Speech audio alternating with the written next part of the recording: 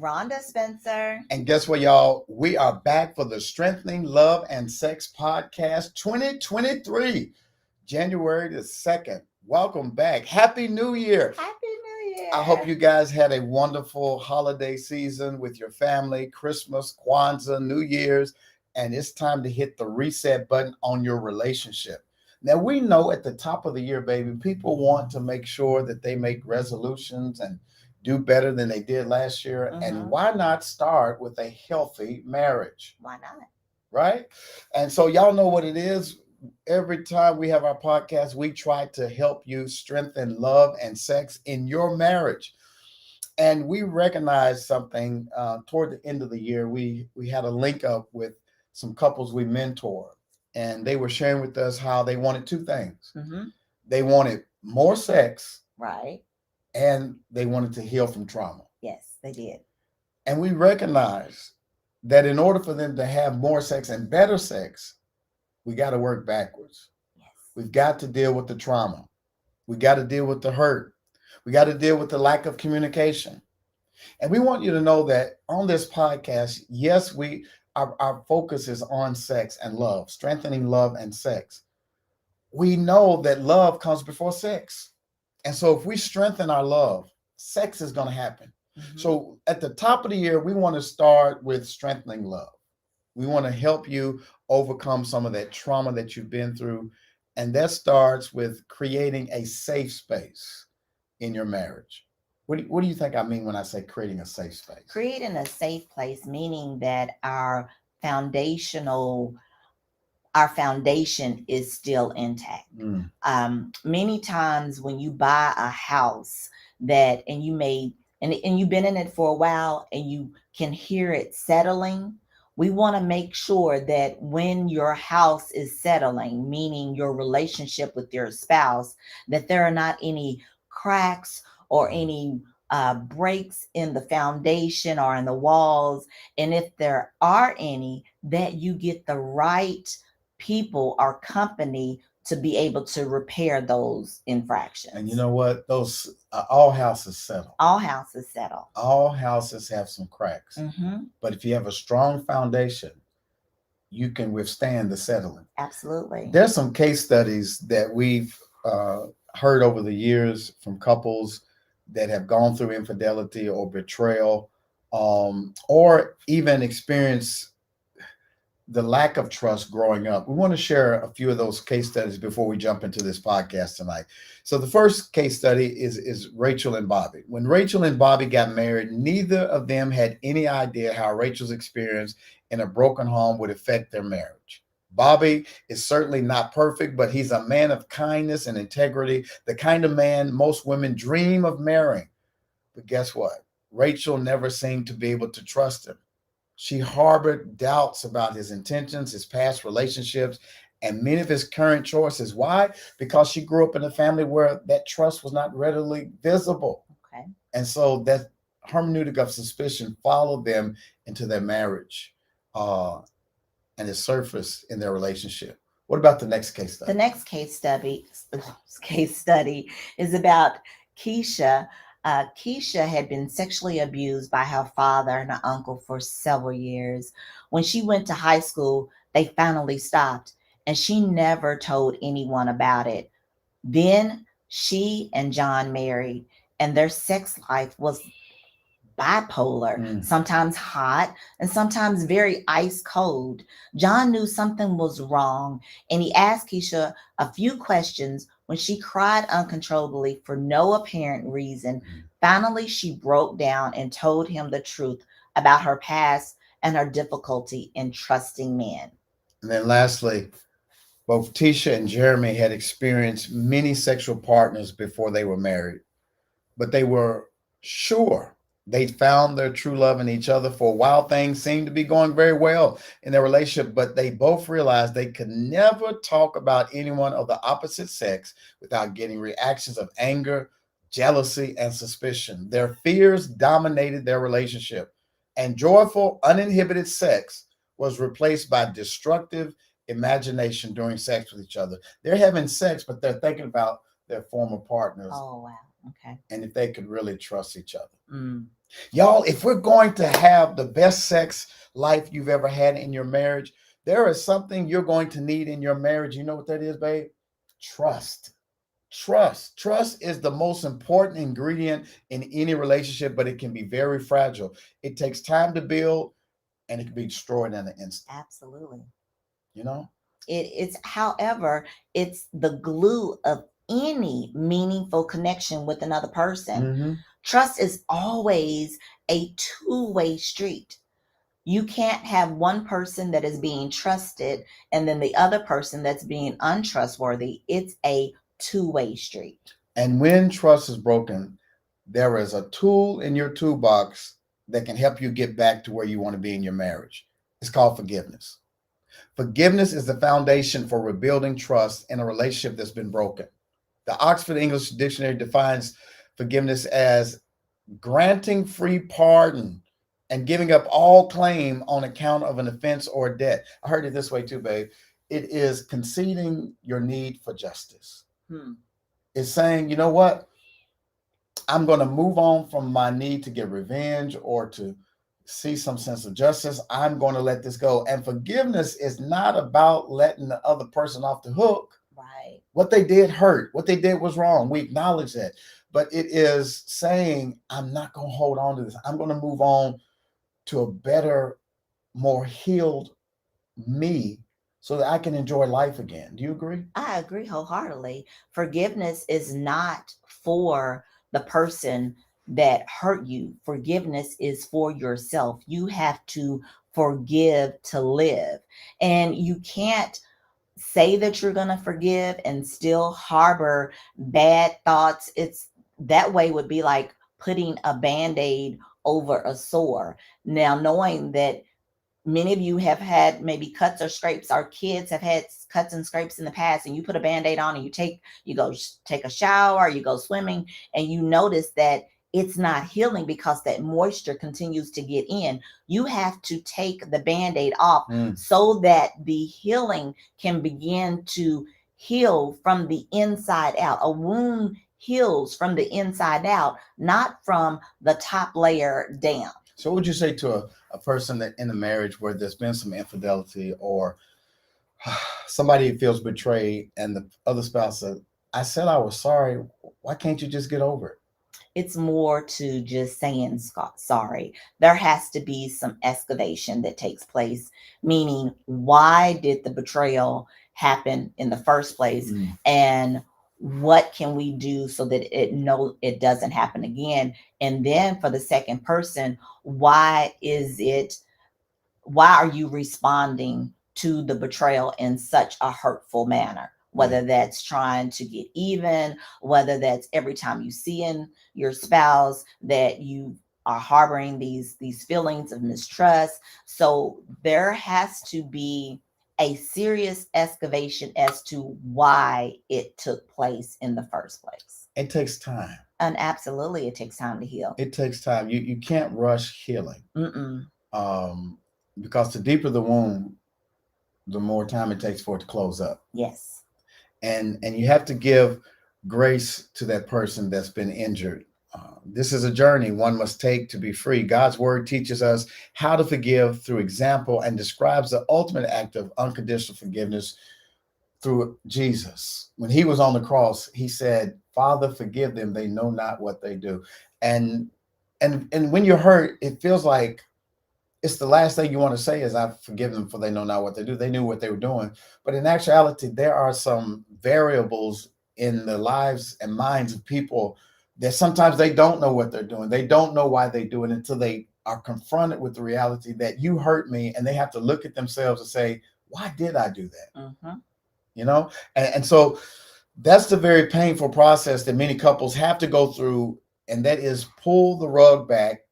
Look at all the dirt that you swept up under the rug all these years, because you're not going to be able to open up and be sexual and be intimate and be passionate if you keep walking over this dirt, this stuff that you have not faced, the stuff you have not talked about. You've got to deal with it. And it could also be more than just things that you've done or tried to get over as a couple. This could go all the way back to additional trauma, whether that was childhood Mm, trauma that could have helped contribute to this, or some other trauma, some other type of PTSD, who knows? But without really fully being committed to, like, I want to find out why my behavior was in such a manner and not repeat it and help my spouse heal. yeah.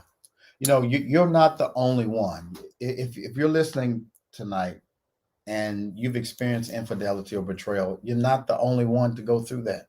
I don't want you to go through life feeling like you're the only one, you're too embarrassed to talk about it. Hmm. 22% of married men have strayed at least once during their married lives.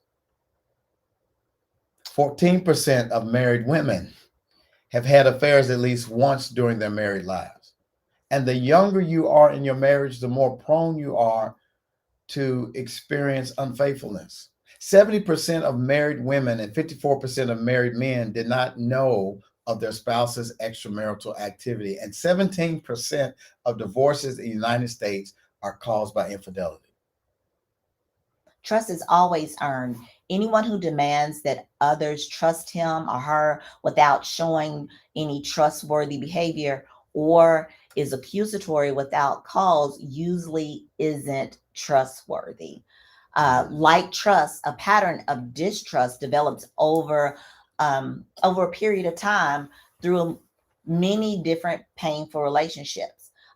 Sometimes I've counseled couples or individuals where they've made a habit Mhm. of saying things or being distrustful, and that they operating in their that comfort zone of being trustworthy. It was almost like they were like it, that gave them some type of enjoyment. I got away with it this time. But knowing that this is not the proper course that you're supposed to take with your spouse, you need to always be trustworthy.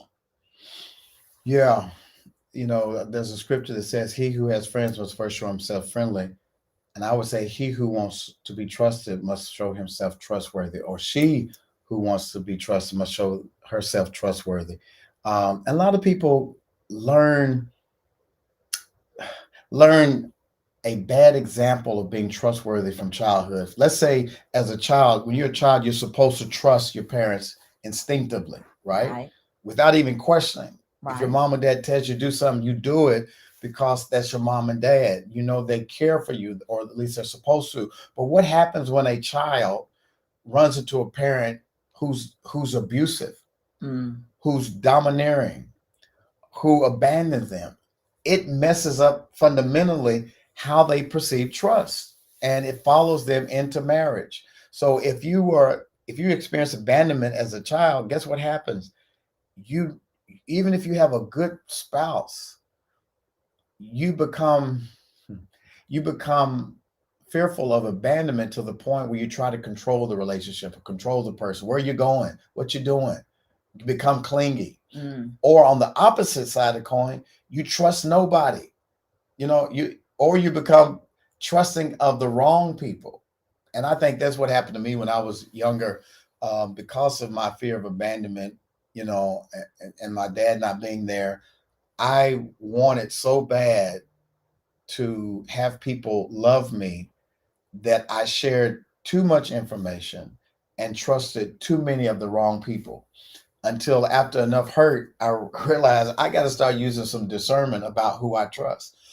Uh, but you should not use that as an excuse to rob your spouse from trusting them. And many of us, even though we've had painful childhoods, we have to learn how to be transparent and vulnerable with our spouses. You have to have transparency, and you got to be trustworthy.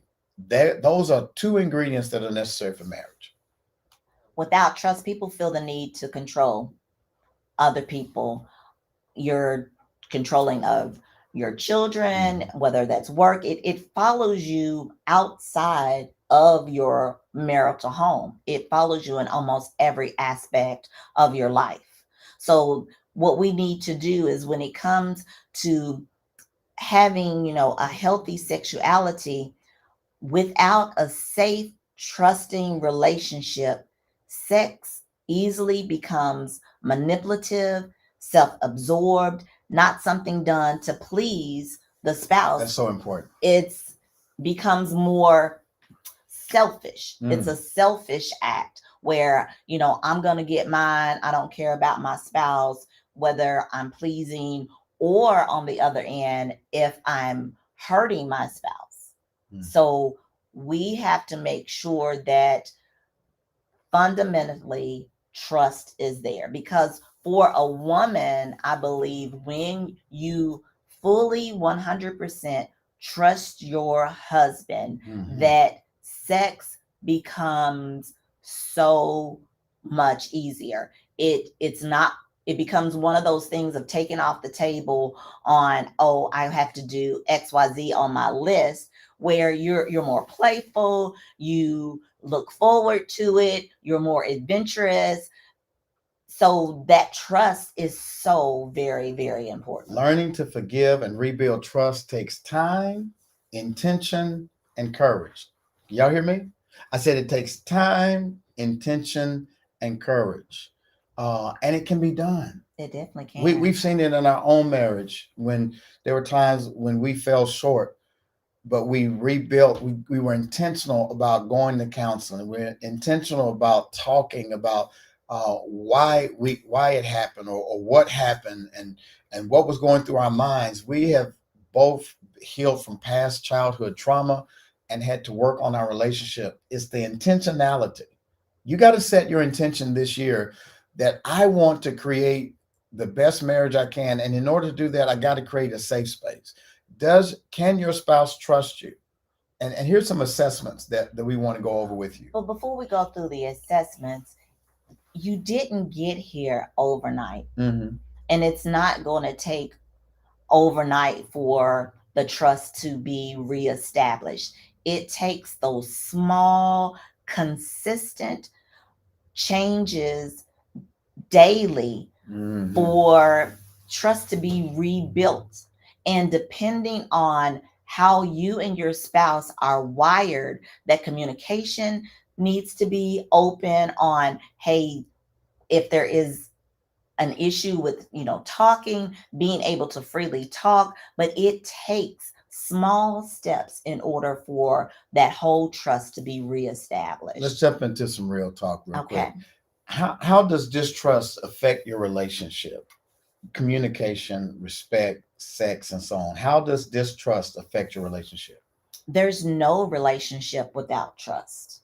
There's no real, let's say that, there's no real relationship without trust.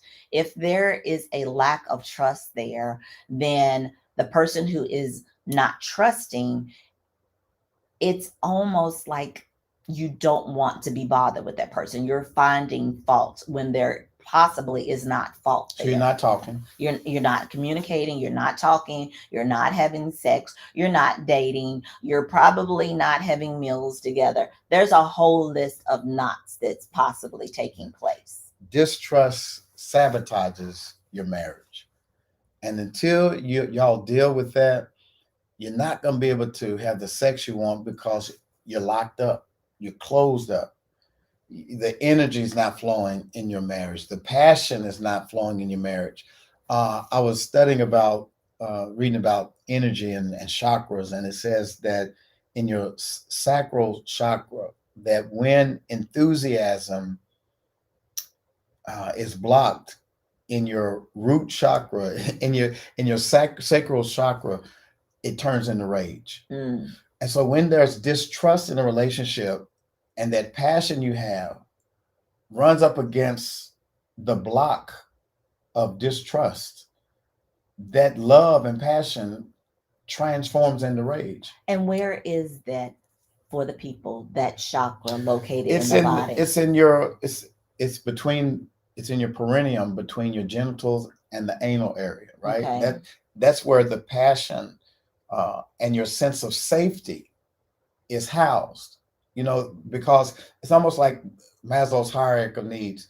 You can't move to self-actualization, the highest level of human evolution, if at the base of your needs of safety and security is not met, if you feel like you're in danger, you're not going to be open to pleasure.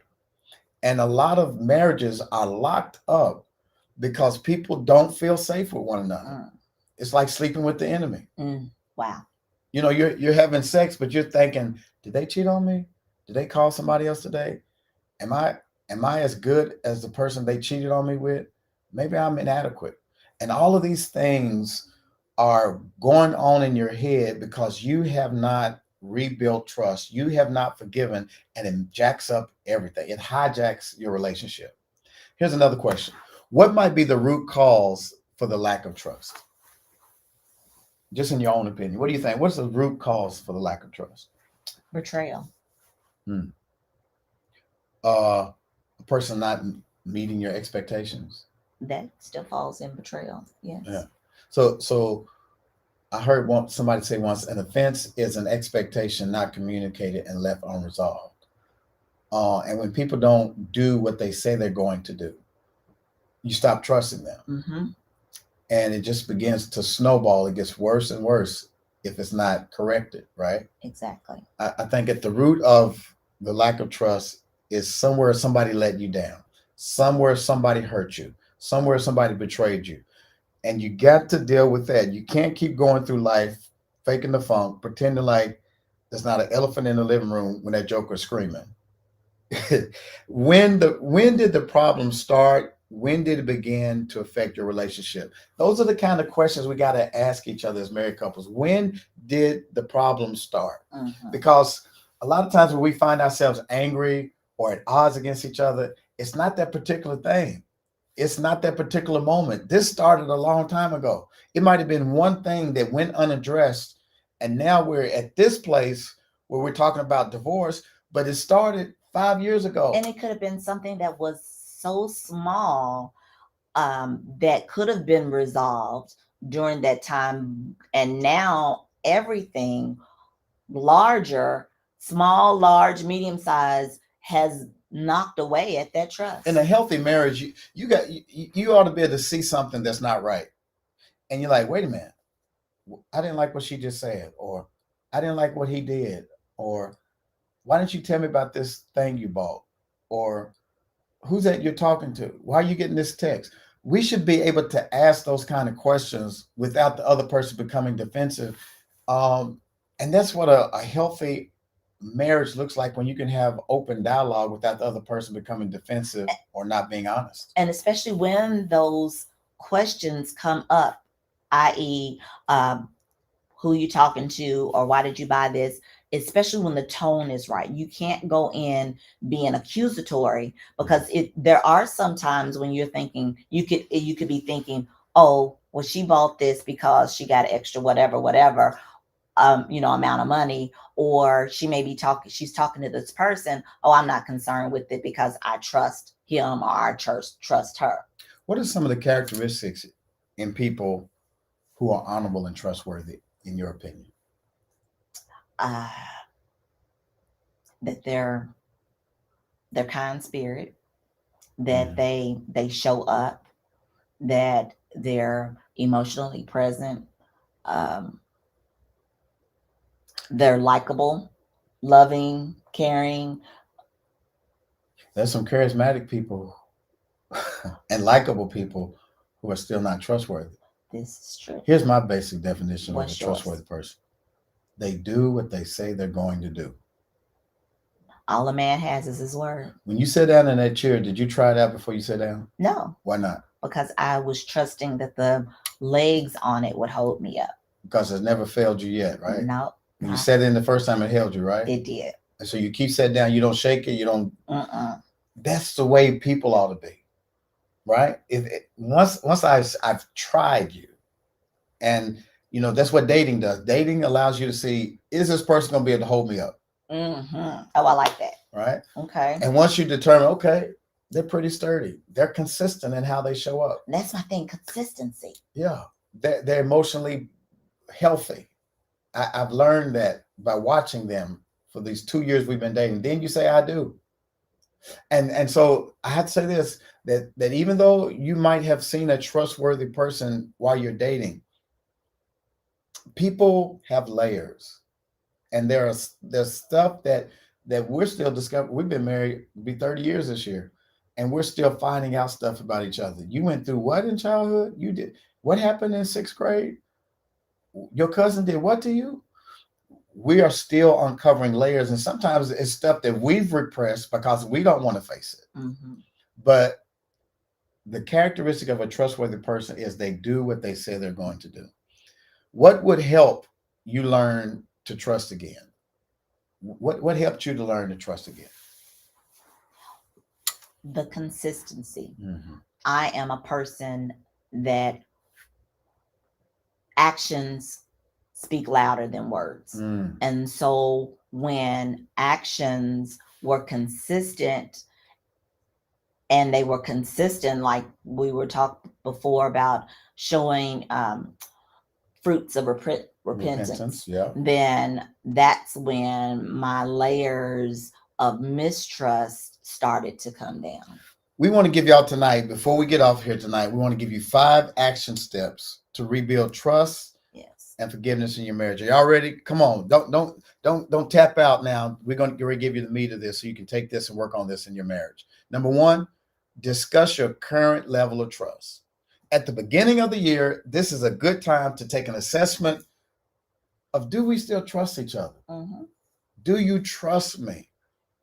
And my wife and I, we have grown and evolved over the years, and we trust each other, and we even allow each other to have the passcodes to our phone. You know, if the other person asks, "Who is that?" You know, it's not this defensive. It was such a. It's like, oh, I was talking to my sister. I was talking to my brother. That's so and so, because we always want to make sure that our trust is in a healthy place. And this is a good time for you to assess where your trust, evaluate your life, and begin to identify areas that need improvement. Pay special attention to areas related to trust issues. Be open to sharing with your counselor times you have been betrayed and hurt. And we mentioned the counselor piece. If your current level of trust is not in a healthy place, this is a good time at the top of the year to seek out some counselors for some extra help. And we want to let you know that if you need some counseling, we're available. We have a counseling center at our church. Mm-hmm. There's counseling centers across the city. But whatever you do, don't try to do this by yourself. If you're in a place where you don't feel like you can trust your spouse, find you somebody that can help you objectively get out of it. The nature of trust requires 2 people: a trustworthy person and one who would take the risk to trust. Trusting doesn't happen overnight. A good analogy, baby, of creating a beautiful piece of pottery is like creating trust. You can make this beautiful pot, shape it, put it in the oven, and then you're walking from the oven, you trip and drop it, and it shatters. And you don't want to get rid of it. In fact, there's some pottery that's more valuable. Lord have mercy. It's more valuable after it's broken. Some artists break it on purpose and put it back together, and it's more valuable broken than it was whole. But I just thought about something, because I was thinking about when we did a pottery class, that because you're taking this wet clay to put into the oven, that, and if you drop it, all you need to do is add a little more water to it to mold it back together. So what's the glue that's holding your relationship together? Forgiveness and trust and love, unconditional love. And think about those broken pieces. Once it's hardened, once you drop it on the ground, it breaks into pieces. It takes time to pick up the pieces and to figure out what pieces go where. And that's what you have to do in a marriage where trust has been broken. Pick up your pieces. Give yourself time. Give yourself grace to pick it up and put it back together. Give yourself enough emotional and physical space to feel safe again. Yes. And you have to learn to communicate when you're not feeling safe. If you're not feeling safe, be able to communicate that and what you need from your spouse to feel safe again in those moments. So it's not just communicating, I don't feel safe, and leave it there. Also offer a solution. What do you need to feel safe? That's so good. Number 2, discuss family history. As I told you, Rhonda and I have over the years talked about stuff that went on in our families. I think we were talking to a couple friend last night, and we were talking about how I grew up with domestic violence. And I remember as a child standing between my mom and dad, and like, please, no, stop. And all of the chaos. And I'm like, oh my God. And that followed me into my marriage where I didn't like conflict. I didn't know how to resolve it in a healthy way. But one of the things we resolved out of that is we would never argue in front of our kids. I didn't want them to see the ugliness that I grew up with.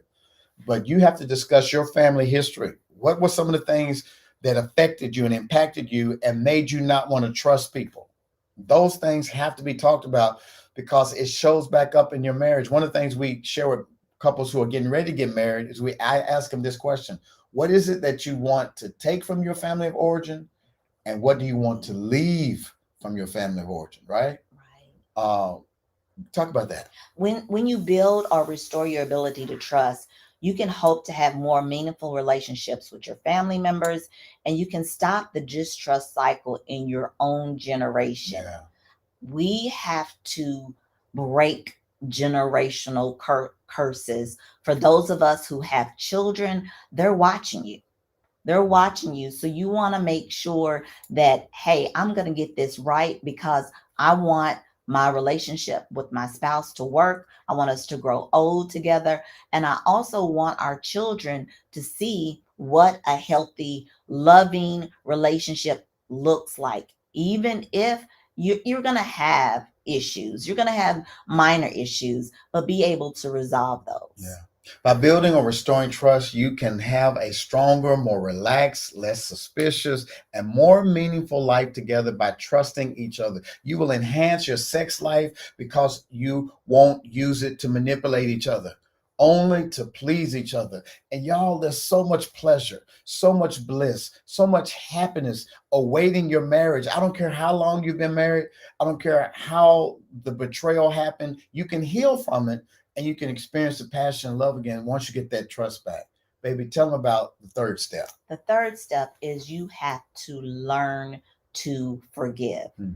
It is not a automated trait. It is a learned trait. You Hmm. have to take responsibility for your feelings, your thoughts, your attitudes, your actions. You have to learn to forgive those who have betrayed you and ask people you hurt to forgive you. Not It's not one thing to say I forgive the person or persons, but go and ask somebody that you may have that needs your forgiveness. How will you forgive me for XY, when I did such and such, when I broke your dollhouse, or something minor, or when I broke your favorite vase, or when I wrecked your car, anything. Ask for forgiveness. You cannot harbor those feelings, because what that is going to lead to when you're harboring it is that manifests into sickness in your body. And we have so many things that we need to try to stay healthy for. And this is something that we can eliminate. We can eliminate this stress of unforgiveness by asking and acting accordingly. Yeah, and I would say action step number four again is to get a counselor, to find counseling, to find some tools to help you navigate how to forgive, how to rebuild the trust. And then the last two is find you a community. Find your community of people who can help you get to the place where you. There are other people, other couples who are trying to make this thing work. Yes. There's some people that want to stay married. For example, our Eden Circle group is a group of 22 couples right now that we meet monthly for master classes. We have meetups and we work on our marriages together. We hold each other accountable. You need a coach and you need a community. And there's a scripture that is from the Old Testament that talks about how to rebuild after betrayal. It's Hosea chapter 3, and it says, then the Lord said to me, go and love your wife again, even though she commits adultery with another lover. This will illustrate that the Lord still loves Israel, even though the people have turned to other gods and love to worship them. So I bought her back for 15 pieces of silver. and 5 bushels of barley, and a measure of wine. Then I said to her, you must live in my house for many days and stop your prostitution. During this time, you will not have sexual relations with anyone, not even with me. Wow. Now, this is a drastic story from the Old Testament on how God told Hosea the prophet, I want you to go marry a prostitute, symbolizing how Israel has played the prostitute against me. Okay. And Hosea went out, and his wife had been playing the harlot, the prostitute, and he bought her off the auction blocks and bought her back. In marriage, it could be the woman or it could be the man. Somebody has betrayed the other. And our first thought is, I'm excused to go ahead and file for divorce because this person has cheated on me. But the radical thing that God says is, go get them back because y'all have cheated on me and I have forgiven you. How many times has God forgiven us over and over again and given us another chance when we put other people in his place or other things in his place? And I believe that the radical love of God, love covers a multitude of sins. If the person is remorseful, if the person is repentant, if the person is truly showing the fruits of repentance, y'all can make this work. You can heal. Jesus Christ gave his life for us when we were yet sinners. While we were yet sinners, he did made up his mind he was going to die for us. You got to make up your mind. Set your intention. My marriage is worth fighting for. When y'all fell in love, you really fell in love with that person. You love that person. And you promised through your wedding vows for sickness or in health, in good times and in bad times. I'll be faithful to you and you. But I believe that sometimes in that betrayal and unfaithfulness, there's still room for God to redeem it. It's still room for God to repair it, but you have to set your intentions. So we wanted to share today how important it is to create a safe space to heal, a safe space to recover from betrayal and from infidelity. Anything else you want to say, babe? The last thing I want to say is that forgiveness may take time. Mm-hmm. And you have to make sure that the person that has been betrayed, that or is the betrayer, that when you're talking, that the intentionality is there, Mm-hmm. that there aren't any new traits that have developed, bad traits that have developed in the process of the person being forgiven, meaning that if someone, so you're not getting irritated, like if it's not happening fast enough, or you're still bringing this up, you still got an issue. It takes time. Yeah, it does take time. Time heals all wounds. And we hope tonight that you have begun the healing process. We're going to pick back up on this conversation next week. And so if you have any friends or family members who have experienced betrayal or hurt and they're trying to rebuild their trust in their marriage, please invite them out this month because that's all we're going to be talking about is creating safe spaces Mhm. for us to heal and to love each other again because we want to strengthen love and sex. And later on in the year, in the spring, we're going to be digging deeper into how to have the best sex you've ever had. But on top of the year, we want to talk about how do you heal from the things that's been blocking your love life. So God bless you tonight. We appreciate you. Again, go subscribe to our YouTube channel if you haven't done that already. Dr. Stacey L. Spencer's YouTube channel. Please go and subscribe to all the podcast channels. If it's Apple, Spotify, Google, whatever your platform is, go subscribe to our podcast. Share our podcast to other couples who may be going through something. We want to help as many people as we can. And if you need that extra help, you need a coach, you need community, go to theedencircle.com, theedencircle.com. And listen, before we leave, we got to tell you this too. Baby, it's 6 months until when? It's 6 months until we go to Jamaica. Jamaica, man. We are going to the International Marriage Retreat where we're going to be talking about love without limits. We're going to be talking about how to communicate better. We're going to be talking about how to have the best orgasms you ever had. We taking the brakes off. Okay. We're all gas, no brakes. We're gonna be talking about how to have breath orgasms. We're gonna be talking about how to have better love making positions. Just a whole gamut of things. And ladies, I'm going to do a workshop just for Uh-oh. us, and we're saying power to the P. Oh yeah, yeah. Power to the P. So Make my funk the P funk. Yeah. Anyway, all right. All right. Listen, God bless you guys. Love y'all. And look, we'll see you next time on the Strengthening Love and Sex podcast. See you soon. see you soon.